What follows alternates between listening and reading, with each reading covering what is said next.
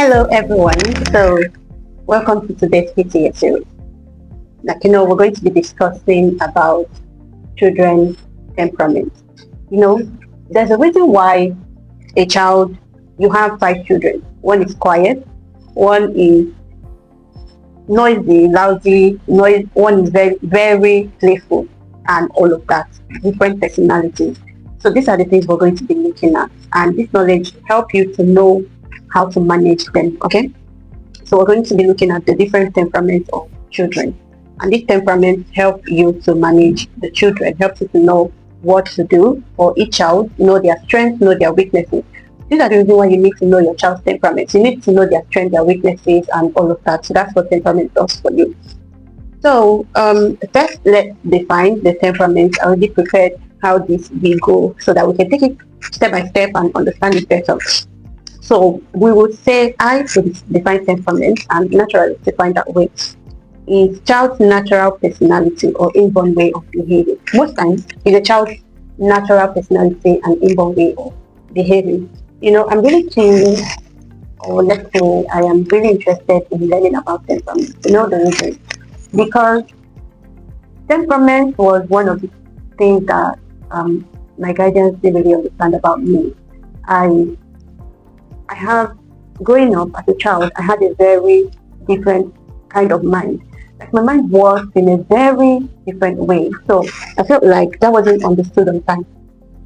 And it caused a lot of misunderstanding. Like I'm someone that if you tell me don't move this cup, don't move this cup from here, I will want to move this cup from here to understand why you said I should not move this cup from here, because my mind is something, a kind of mind that tries to understand the reason why this thing is like this. So it caused a lot of misunderstanding. I was back to be stubborn, back to be a child that doesn't hear a word and all of that. And growing up, I knew that if my guardian knew better, they would have treated me better, So these are some things you should know so that you will know how to manage a child, every child with different temperaments. There's a book recommendation for this. If you want to learn more about temperament, you should read the book Why You Act the Way You Do by Simlahaye. Simlahaye really explained temperament, broke it down, the strengths, the weaknesses, how to help someone with different temperaments. But let's do the best we can do to it. So we've established that temperament is the way a child behaves. Most times it's inborn, most times it can be influenced by their environment. So environment can influence temperament as well. But your core temperament most times can be the one you are born with. And temperament can be altered, right? But most times it lives with you. So there are different factors, but I think we can just dive into the whole thing and look at it step by step before we get into this. So temperament determines how someone responds. But in this context, we're talking about children. So temperament is how children respond to people, how they express their emotions, how they handle changes, and how they learn new things, how they solve problems, how they react to challenges. Temperament is present from birth. You start noticing the type of temperament your child has from birth. But parenting, education, and life experiences can shape a child. Their basic temperament usually remains throughout their life. They said that in the beginning, right? So the basic temperament usually stay with them throughout their life. So what determines part of those things can be parenting, how they were parented, and also the environment in which the children in has everything to do with it. Their education, the kind of education they're exposed to, but most times their inborn or inherent temperaments can live with them for the rest of their life and shape who they become, how they react, how they behave, how they manage emotions, and all of that. So, okay, how temperament affects children. These are the things we're going to be looking at. Especially before we dive into discovering and talking about the types of temperament that we have. So different ways temperaments affect children, right? So some children learn by watching, some learn by asking questions, some learn by doing things with their hands, by moving with their hands, with their body. Yeah, some children learn by moving, some prefer quiet environment, some prefer to play, some don't like to play, some like to stay on their own and all of that. So yeah, temperament affects everything that has to do with a child. Their learning. That's one thing that we say temperament affects in a child. You can have two children, one is a fast learner, one is a slow learner. You need to understand the kind of temperament that your child has so you can know how to help them accurately. So yeah, it affects their learning, it affects friendship. Some children make friends easily, some don't. So neither of them is wrong. None is wrong. Each of them just it's just different personalities, okay? So they're just different personalities and you just need to learn how to manage each of these children's personalities. So some will like to make friends, some don't really like to make friends. The ones that don't like to make friends, you don't really need to force them into friendship, right? You just need to find a way to help them if they need to make friends, help them build and help them know why they need to make friends and all of that, right? Then we have behavior. Temperament affects children behaviors, how they behave. Some children get upset very easily. Some children keep emotions inside. Some express their emotions. You might have two children, one throws tantrum easily. Any little thing, he's crying or she's crying, or you might have another child that doesn't cry no matter what you do. So it's all different personality. You just need to understand that these children are different and learn differently and does things in a very, very different way. And know that I keep emphasizing on that, right? Know that children need time to grow. They really need time. So you have to give them time to be themselves, time to grow, and all of that. Okay. Another thing that temperament affects in children is confidence, right? So children whose temperament is understood become more confident. If you understand your child's temperament and you try to help them know who they are, they become confident in themselves. One mistake parents usually do is that they try to force their child to behave like another child. They have perfect examples in their head and they try to make a child behave in a certain way instead of trying to understand that child and help them discover their strengths and weaknesses. So temperament affects the confidence of a child, and how you also help them manage their personalities also affects their confidence. Another thing temperament does in children is discipline level. How disciplined a child is being affected by temperament. You're going to see it as we dive into these things. So how disciplined a child is affects their temperament. Is affected by their temperament. When we go into the temperament part, you're going to see children that are disciplined, children that are less disciplined. And it doesn't make them bad, it just means that this is their personality. The best you can do for that child is to help them know how to manage their strengths, take advantage of their strengths, and manage their weaknesses. So let's talk about the four main temperaments that we have. Although every child is unique, psychologically, every child is different. Then psychology traditionally describe four basic temperaments. What are the four basic temperaments? We have the sanguine child, we have the choleric child, we have the melancholic child, we have the phlegmatic child. These are core four temperaments in children. Okay, so these are core four temperaments in children. Let's start with the first, which is the sanguine child. So, have you identified the sanguine child? I was a sanguine child growing up, but I think discipline and life experiences shaped me to some extent. So, a sanguine child are children that are extroverted. So, there are two categories. One category is introvert.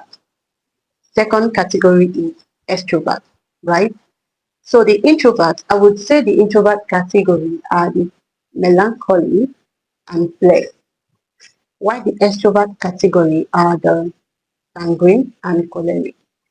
You know what extrovert means? It means they are open. Extrovert means that they are open to people. They are open to people. They accept people. They are not scared of going out, speaking out. They're not scared. They are seem like being the lousy one who always like socializing, who always like talking, who makes friends a lot, who are always happy, they're energetic, they're curious. So those are the extroverted side. So the extroverted side of the four main temperaments are the sanguine and the choleric, they're extrovert. Why the melancholy and the phlegm are introvert, right? So the sanguine child, a sanguine child is very social. Sanguine child loves talking. Sanguine child makes friends easily. They are happy most of the time. They're energetic, they're curious, they enjoy attention, they're always excited. Look at your children and see that one that is all social. Anybody that comes around, they're the first to come out, greet, they want to interact with people, they want to go outside, they want to, they're always ready to jump on anything that is about play and social. Then they talk a lot. Oh, that child that talks a lot definitely, might probably be a sanguine child. So they talk a lot. They make friends very, very easy, even with adults. That child that everybody in the compound, everybody around, neighborhood, they all like. At school, they all like. He knows everybody's name. Everybody knows their name. I'm sure sometimes it can relate, right? So yeah, so those are the nature of a sanguine child. So you should know that, oh, this my child is a sanguine. Then you study the strengths of sanguine, you study the weaknesses of sanguine. Those things help you to know where that child will excel the most. Let me use myself for example. So as a sanguine, I smile a lot, talk a lot. I mean, I have I've been disciplined to some extent right now, but when I was young, it was. I mean, my parents would send me on errand. I don't tell them. So my parents would send me on errand, and I would forget I went on an errand, and I would go to friend's house. I can go to like 5 of my friends' house, playing. Then by the time it's like 4 hours, 5 hours, even you will just go by the street to get something and be back to the house. Then 4 hours, 5 hours, you're not home. They'll start looking for me. And when I come back home that day, I am going to be loved. Yeah, African parents. Yeah, so this happened because I was sanguine. I love to talk, I love to socialize. And in my house, they'll just lock us up upstairs. They'll just lock us upstairs in my house. So we don't have any social life. I wanted to have social life. And the only time I'm released from my cage is when I'm sent on an errand, right? So I always go out when I'm sent on an errand and I don't care what will happen because this my nature has to be exercised. So your child might not be stubborn, they might not be disobedient. It's just them expressing their nature. So what could be done right? Anyway, let's look at the strengths of the sanguine. So the strength of the sanguine is they are friendly, they are creative. Sanguines are creative. So that's part of the strength you should take advantage of. Their creativity. Sanguines are confident. They are cheerful. They are good communicators. They encourage others. So sanguines encourage others a lot. They are good communicators. They know how to talk a lot. So that makes them good communicators. So what are some careers you think this your child should go into when they have these personalities, right? So that's some things you should be looking at. If you have a sanguine child, start looking for things that help them to stay in who they are. Try to allow them do things that keeps them in who they are. Okay? So those are the things you do for your child if they are sanguine. They are friendly, they are creative, they are confident, they are cheerful, they are good communicators. Sanguines make very good marketers and salesperson. Sanguines as well, though sometimes sanguines can be careless because they just tend to forget themselves once in a while, but they make good communicators actually, and they can make good marketers, good salesperson, good leaders, because sometimes they know a way to carry people along. So these strengths are the strengths you study in your children. When you study these strengths in your children, then you know how you channel those strengths in their life. All right. So you channel those strengths in their life and see these are what you use to predict your children's career and future by studying their personality. Then you know where they are good at. So tomorrow when they are in school, when they are trying to they study arts or science, you make more research according to their personality, what will fit in. So they won't struggle in life. Because if you put the child in a place that he's not good at, he will struggle. And you will think that child is not good at anything. But that's not true. The child is only put in an environment that does not fit his personality. Right? So yeah, that's for the sanguine temperament. Then, I mean, they have strengths. They also have weaknesses. So some of the weaknesses of sanguine are they are easily distracted. Oh my God, yeah, like easily, easily. A sanguine child can be doing this and something dropped there. They are curious to go and check what dropped there. And as they're going to check what dropped there, another thing dropped there, they will turn immediately to go and check what dropped in that part. So they are really, really easily distracted. These are some weaknesses if you try to help them conquer early in distractions. So these things can be corrected, right? Yeah. So you just discipline, they need to be more disciplined, they need to be trained to learn to discipline themselves. All right. So as you distracted, they talk too much. Sanguine talk too much, for real. So they talk a lot, they talk too much. So you might start training them how to talk. You have to start training them and teach them, oh, don't talk like that. Don't say things like this. Don't say things like this. There are some things you don't say outside. There are some things you keep to yourself. It's very hard for them to keep things to themselves. Speaking from experience. Yeah, so it's very hard for a sanguine child to keep things to his or herself. So you need to start teaching them to that everything is not to be said. There are some things you don't say. There are some things you don't tell. Some kind of person they can talk a lot. So start training them to manage those weaknesses early. Then they may easily forget instructions. Remember I said when I was young, when I was younger, a child, let's say a teen, if you keep this bottle here and tell me, I'll take this bottle out of this place. Immediately you leave. I am taking the bottle out of this place. Firstly, because I don't even remember you gave me an instruction. And secondly, the instruction made me curious. So I really want to know why you said, because you didn't tell me.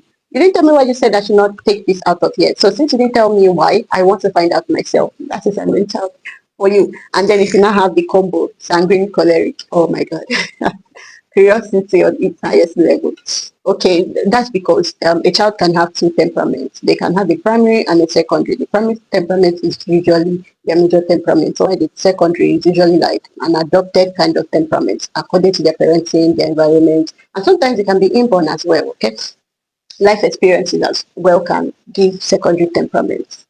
All right, moving on, we have next is weaknesses. We're still on weaknesses. They may forget instruction. They can be disorganized. If you enter a room that only a sanguine child stays in, there will be a lot of disorganization. So they can be disorganized a lot. Sanguine children can be disorganized a lot. So that's, yes, you have to also train them, start training them to be organized, start training them on how to be organized. Okay.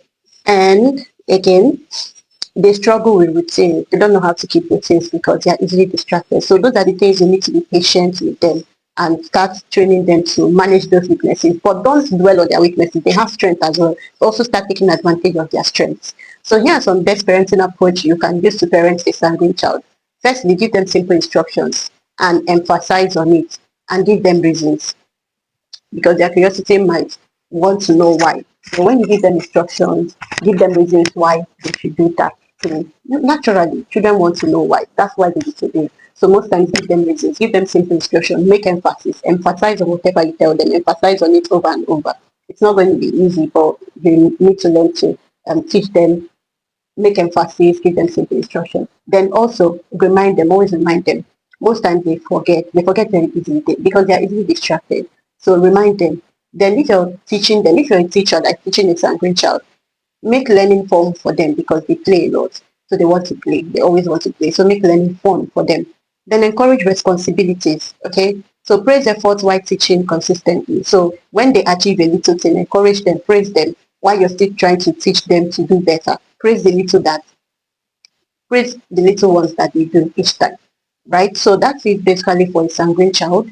Then the next on our list is a choleric child. Remember I said that um, the two introverted temperaments are sanguine and choleric, right? So a choleric child and a sanguine child are usually extrovert. They're usually the extrovert kind. So we've talked about the sanguine child. Let's talk about the choleric child. So who is a choleric child? You know that child that doesn't take instructions at all. Sanguine children are a little bit better because they take instruction but they easily forget it. But you see a choleric child, they don't take instructions.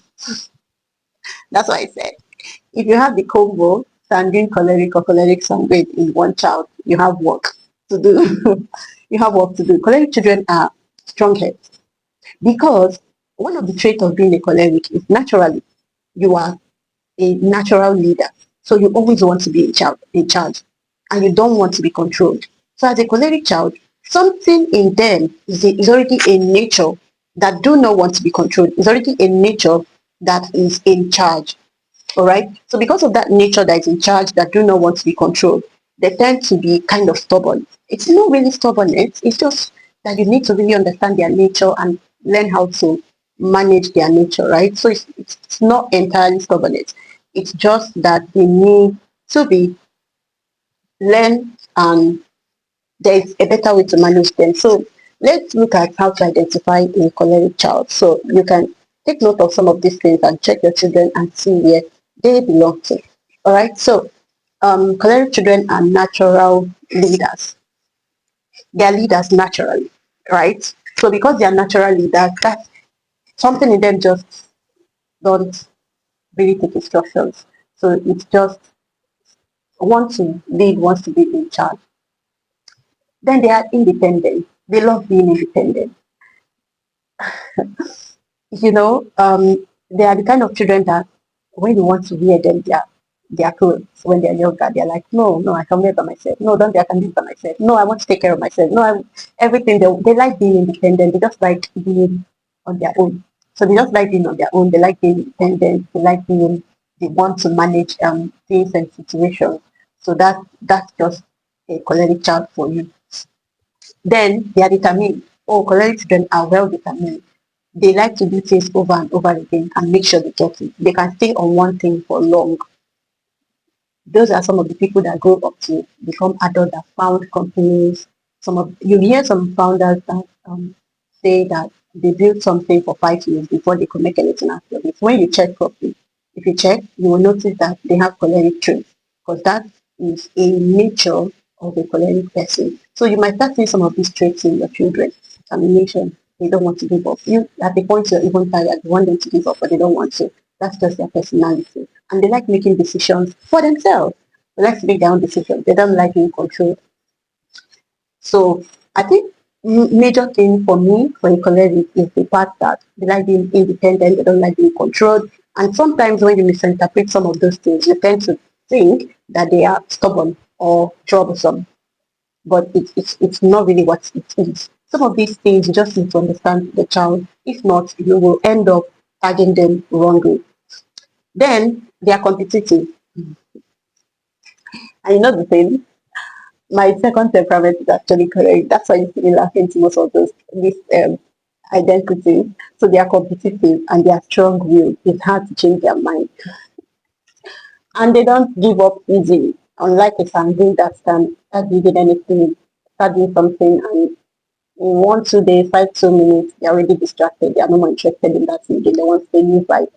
But unlike that, choleric people are strong-willed and determined. Most, like I keep saying, most CEOs, most founders usually have the traits of choleric trait. They usually have choleric trait because it takes that kind of person to push and push and push till something works. So, and I believe this personality just brings balance to the society. I think one thing you should do as a parent is just to find the personality your child belongs to and help them maximize their strengths, help them control and manage their weaknesses. So, what are the strengths of a choleric child? One of the strengths is leadership. They are very good at leadership. They have courage. They are courageous. They can take people by the horn. They can do anything, and they are goal oriented. They when they set a goal, they are not distracted. They pursue it till it happens. They are hardworking and they are problem solver. So these strengths are the things you look at. Choleric children can be good at leadership. They can be good at creating things. They can be good at um, starting to build something early. Just find their strengths. So you know what your child can do and where to guide them to focus on in life. Then they also have weaknesses. Some of the weaknesses are they can be stubborn, they argue a lot, they can be impatient, and they can appear bossy, and they can find it very difficult to accept correction. Choleric children are those children that are strong head. In Nigeria, there's something we call strong head. So strong head children, they are the ones that once you see a child that is very very stubborn, they can change their mind. There's nothing you say on earth. That's a choleric child. But aside all of those weaknesses, they have beautiful strengths. They are good leaders. Good leaders. You can keep them in charge and everything will be fine. They can put others in their place and they don't care. They can talk to adults like this behaving and they don't care. So they are courageous and they can be in charge and take care of things and things will go fine and smoothly. So they have beautiful strengths. Every temperament has their strength and their weakness. Okay. So the best you can do for them as a parent is to know their strengths, know their weaknesses, and help them to maximize each of them. Next on our list is okay, let's talk about the best parenting approach for parenting a choleric child. The first is give choices instead of command. Don't command them. Try your best. Don't command them. Give them choice to make.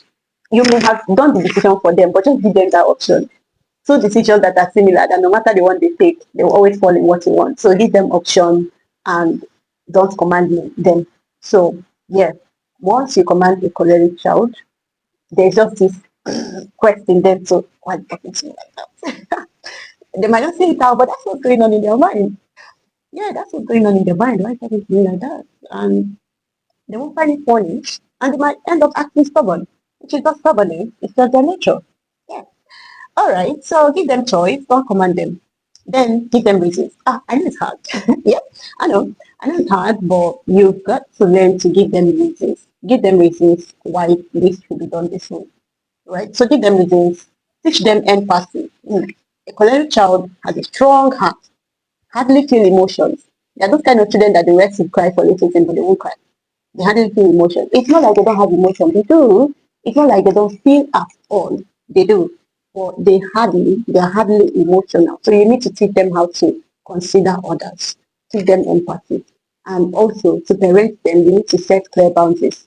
Set clear boundaries for them. Things to do, things not to do. Encourage them to do teamwork. It's because a correct child wants to do everything by his or herself.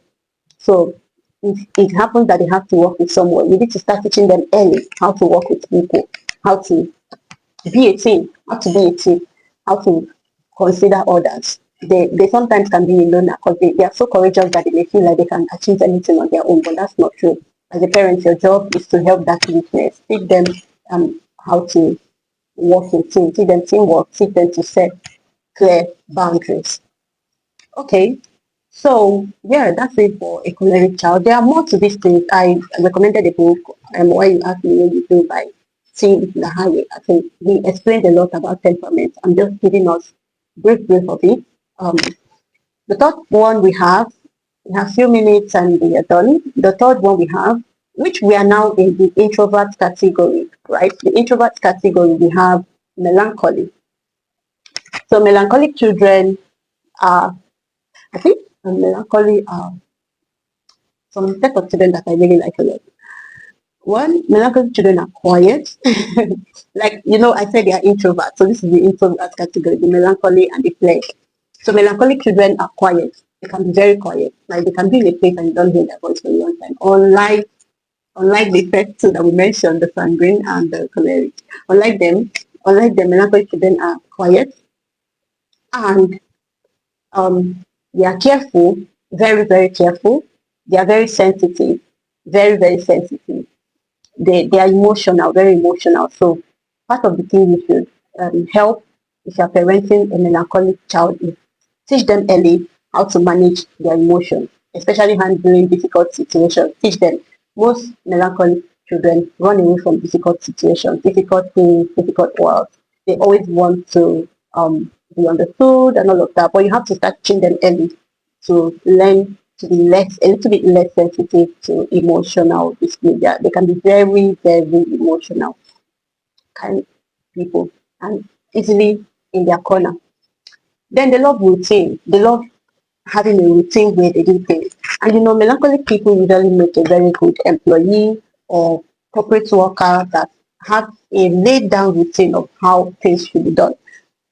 And they also know how to keep to routine. So if a child is to wake up in the morning and brush their teeth, a typical sanguine child wake up in the morning and be waiting for everyone to keep shouting, go brush your teeth, go brush your teeth. But a melancholic child, they always follow the routine. So these are their strengths. They love routine. They notice details. They are very detailed people. They notice little details that you normal human beings don't notice. I mean, I know they're I know they are normal human beings, but I'm just saying they notice they keep details like very. Sometimes when they finally open up, some of the things they will tell you that you did to them, you will not believe it. You will be like, how is this a problem? But it's a problem to them. So I think melancholic children are the hardest. I mean, there's no temperament that's perfect, but I think they are sometimes the hardest to parent because they keep things in their heart a lot. They keep a lot of things in their heart, and they won't want to speak out. They don't always voice out, so they keep things in their hearts. And if someone that keeps things in their heart, you might not know what going on with them at time. So you need to encourage them to talk most times and encourage them to speak up. And most melancholic children just lack confidence. They don't really believe in themselves and all of that. So the little detail, they think deeply. Yeah, I think melancholic people are the most critical thinkers. When it comes to thinking critically, they have a deep sense of thought. They don't think things in the surface. They think things to the best it can be or the worst it can be. Most times even the worst it can be. So they think things to the best or the worst it can be. So they are very deep critical thinkers. I believe that most scientists are melancholic. I believe that most scientists are melancholic people because it takes that kind of nature to sit under an apple tree and not get distracted and observe and come to think about the law of gravity that draws down an apple tree. I'm just using that as an example. So this made me believe that most scientists are melancholic because melancholic children think very deeply, even more than boys. The only problem most times is that they lack confidence to voice out their thoughts. So they just keep things to themselves. And sometimes it can make them be so sensitive because they don't know what's going on in their mind. They can be very sensitive, and then being very sensitive, they would be reacting to what is in their mind without you knowing. And they might now begin to think something is wrong with them or something. But if you get to understand these personalities, you know how to follow them. And then they prefer small groups. They don't like crowds. They don't like talking to people. They like quiet environment. They like staying on their own and all of that. They want everything to be done perfectly. In fact, the perfect word for a melancholic child is a perfectionist. They have a special way that they want their food to taste. If it doesn't taste like that, they might refuse the food. So they are most times perfectionists. They want things to be done in a particular kind of way. So their strength is they are responsible, they are organized, they are honest, they are excellent listeners, they are creative, and they are good planners.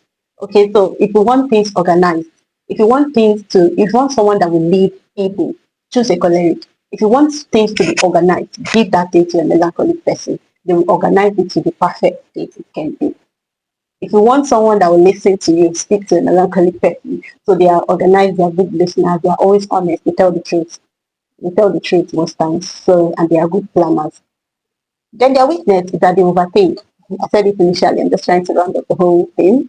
So they overthink. They worry easily. They are sensitive to criticism. They worry about what people will say. They are worried about what you say. They are worried about if you will beat them or not. So sometimes that fear that if they say something, you're going to beat them, or you might think they are not intelligent, or you might think that they are something else. They overthink things to the extremes. So most times, you just have to be very sensitive when treating a melancholic child, because the way you treat them, they will never tell you anything again in their life. They will keep everything to themselves, and because they lack confidence, if you don't treat them, if you treat them to some extent, you destroy their confidence level entirely. The little one that they have, naturally they are not confident. Then the little one that they have to speak up, and then you didn't understand what they said to you and you took it, maybe punish them or something, you will destroy the remaining confidence that they have in them. So they can lack confidence and they are always afraid of making mistakes. They are usually very careful because they are perfectionists. They are always afraid of making mistakes. So these are some of the things that if you're raising a melancholic child, you should pay attention to and help them overcome them. Help them sometimes when they are overthinking, you can call them and say, no, calm down, it has not gotten to that extent. Speak to them. I mean, you should learn to really speak to your children because don't think that they won't understand. They will. You see the way you call an adult and you're encouraging them, you're speaking to them, speak to children as well, they will understand. So some of the best parenting approach you can take as someone parenting a melancholic child is to encourage without pressure. Don't pressure them. Allow them to move in their own space. Encourage them. Give them back a lot of encouragement because they need it. They need it. Praise their efforts. Little things that they do, praise them. Avoid harsh criticism. Don't criticize them. It takes them a lot to come out of their box. So when they come out of that box, don't criticize it. Find a way. If they do something wrong, find a way to caution them without criticizing. All right. Then build confidence gradually. Help them build confidence. A melancholic child, one of their key weaknesses is lack of confidence. And in life, they need confidence to succeed. So really teach them to build confidence. Help them gradually. Help them to build confidence. Then create routine for them that they will be following. That's it. I feel like that following routine is a very good one. So you can help them to develop that routine. So if you want them to do things, don't expect them to take initiative. Just create routines for them and gradually teach them to take initiative. Lastly on our list, yeah, is the phlegmatic child, which is the second introverted child. So phlegmatic children are normally tend to be dull. Mm. Dull, no like dumb, just dull, like they don't take initiative. They are very, very easygoing. They are always quiet kind of children that when they are moving, you think they can't kill, they can't, their steps can't even kill an ant. Yeah, this kind of children. Easy, gentle, you know,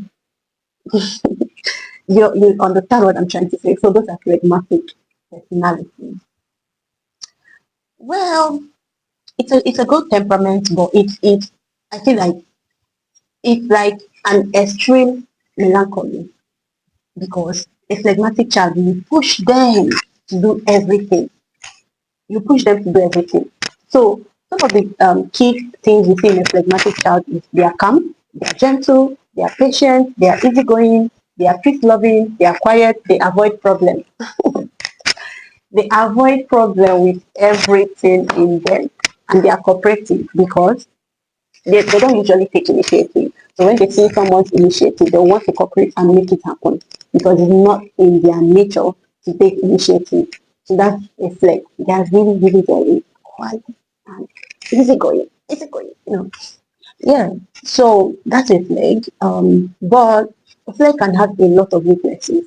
But let's look at their strengths. Right? So their strength, they are kind, they are patient, they are loyal, they are good listeners, they are peacemakers, and they are reliable. If you tell them to sit down here for the next 2 hours till you come back. They're going to sit there waiting for you till you come back. They can stay on one thing until they are giving the next instruction. They mostly follow instruction because their personality will not bring wired to take initiative or to pursue things.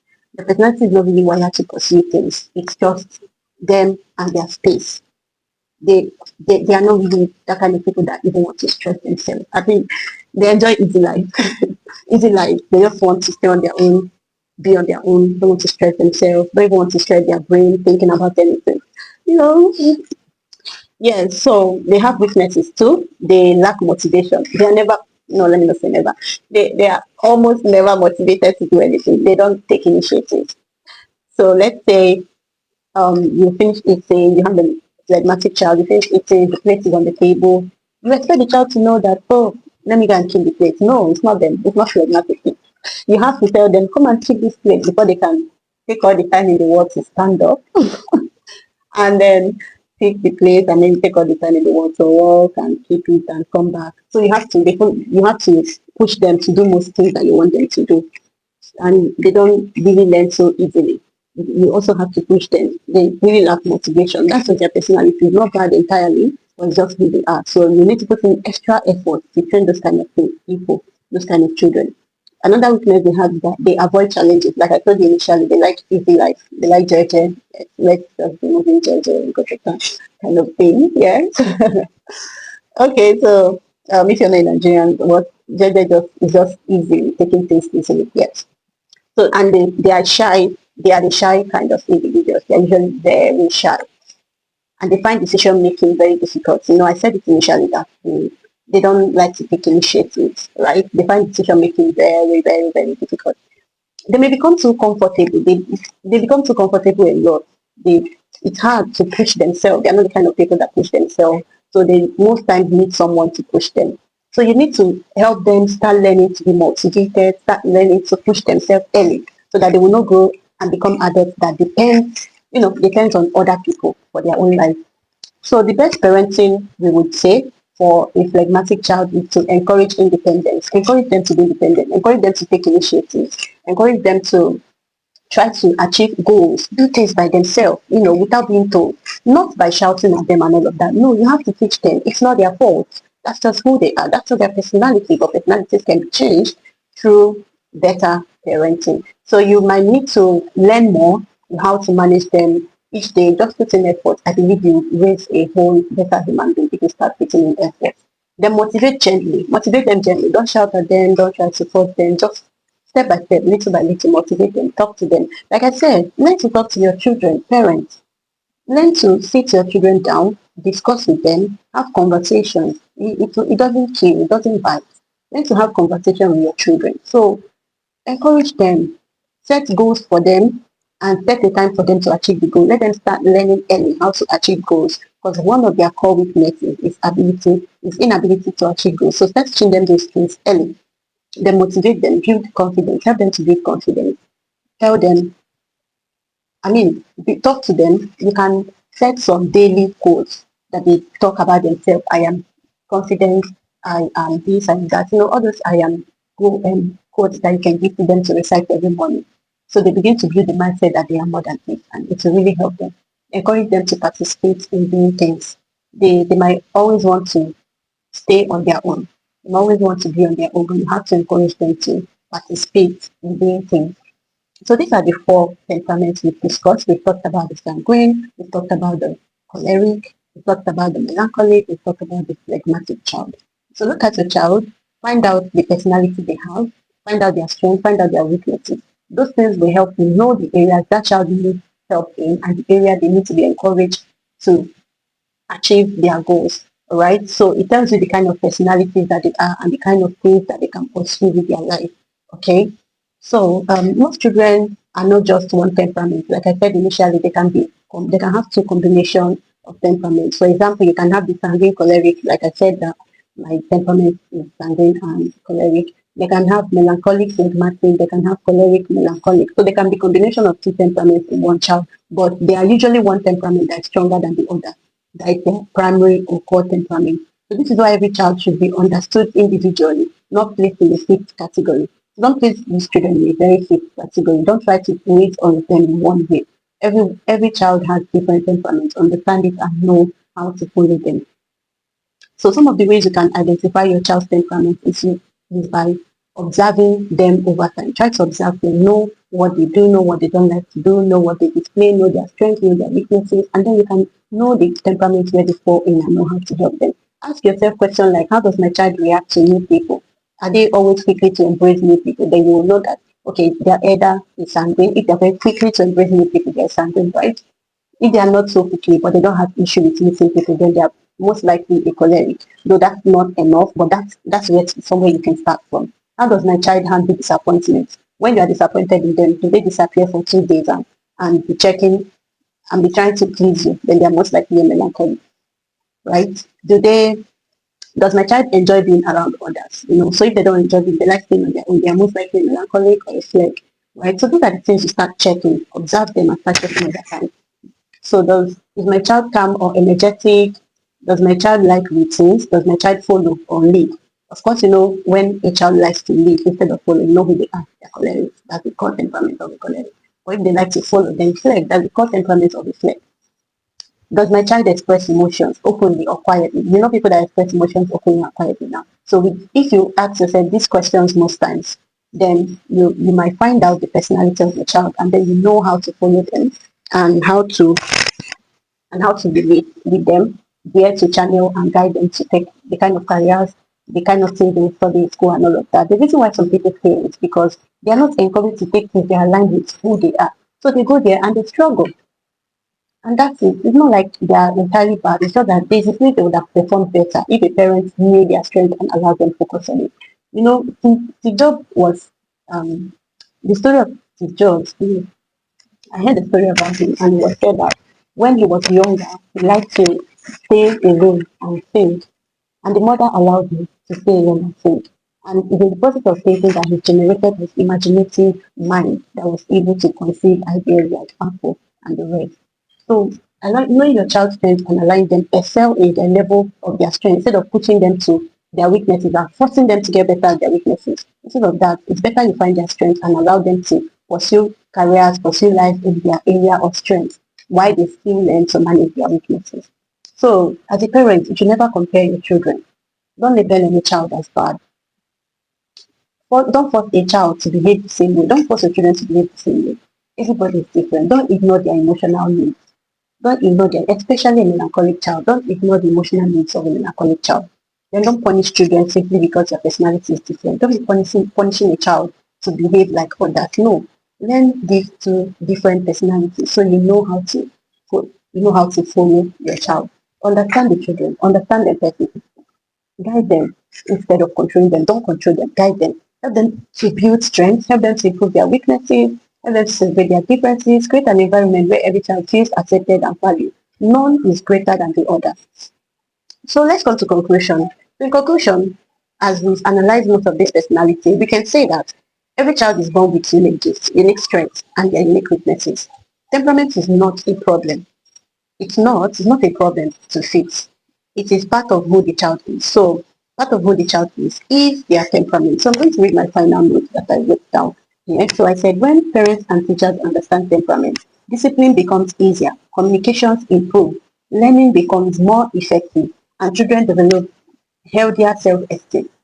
Instead of asking, why isn't my child like others? We should ask, how can I help my child become the best version of who they already are? Not the best version of others, best version of themselves. That shift in mindset changes not only the child, but also the relationship between the child, the parents, and the teacher. So with this, we bring our section today to an end. So this is PTA Series where we talk about the child we are raising. And we do that every Saturday by 7 p.m.